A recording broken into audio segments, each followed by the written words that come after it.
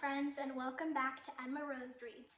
Today I'm going to be reading a story called The Adventures of Sophie Mouse, The Clover Curse by Poppy Green, illustrated by Jennifer A. Bell. Hey Sophie, this one's for you. Let's get started.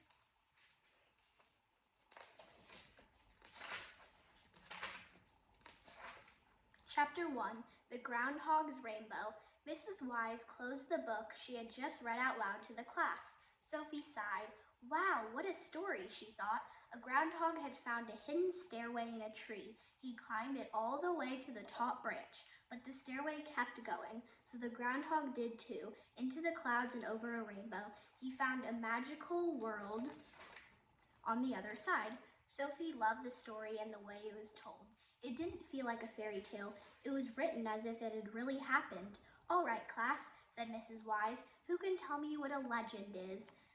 Lighty, Hattie, Frog's big sister, raised a hand. It's a story that animals believe in, Lighty said. But there's no proof that it really happened, Mrs. Wise nodded. That's a good way to put it, she said. Have any of you heard stories like this? Are there any legends of Silver Lake Forest? A few hands went up around the one-room schoolhouse. The tale of the fox's tail, said Zoe the bluebird. Sophie nodded. That one was about a fox whose tail would not stop growing. The myth of the mouse bug, Ben the rabbit suggested. Sophie squeaked excitedly. She was fascinated by the tale of a mouse who turned into a bug. A ladybug swooped in through a classroom window.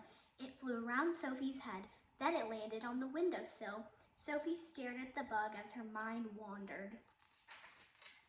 Are you the mouse bug? She whispered playfully. The bug buzzed out the window and was gone. Sophie's eyes fixed on a patch of blue sky outside. It had been raining for days. Now the sun was finally poking through. She could just make out a pale, misty rainbow. The groundhog's rainbow, Sophie thought, smiling to herself. Mrs. Wise dismissed the class for the day. We'll talk more about legends on Monday, she called as everyone stood up. Sophie hurried outside to get a better look at the rainbow. At the foot of the steps, she stopped next to her friends Hattie Frog and Owen Snake. Look, you guys, she said, pointing up at the sky, but they didn't hear. They were listening to Ben, a rabbit, who was talking about something. Winston, check out the rainbow, Sophie said to her little brother who had come over, but he was listening to Ben too. Sophie studied the rainbow. How could she paint one to look misty like that? Start with pale colors, she decided, then go over it with a wash of water to blend the colors. All the rainy days had kept Sophie from painting outside. With the weather clearing, she wanted to get back to it. Sophie couldn't wait to paint all weekend long.